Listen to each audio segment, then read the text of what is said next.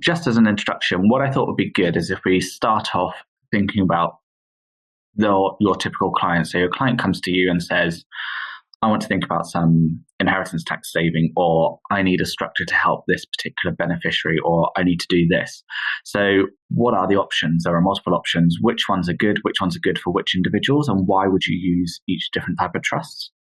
Then looking at how they're taxed, as in what are the tax regime that's applied to trusts, and what's the tax implication of creating a trust. This is quite important because there's no point in setting up a trust structure that just has a disastrous tax regime, or actually there's no point in setting something up that actually just doesn't do anything from a tax perspective if that's the main driver of creating the trust. Then thinking about what assets are we going to put into a trust. So quite often people say they want to purchase property. And so do you buy a property and put that in the trust? Do you put cash in a trust? How do you do it? What do you do? What are the options there? Parties to a trust. Now, this is actually key. Who does what? And what type of person do you want to do what? Powers. What are you going to let the trustees do?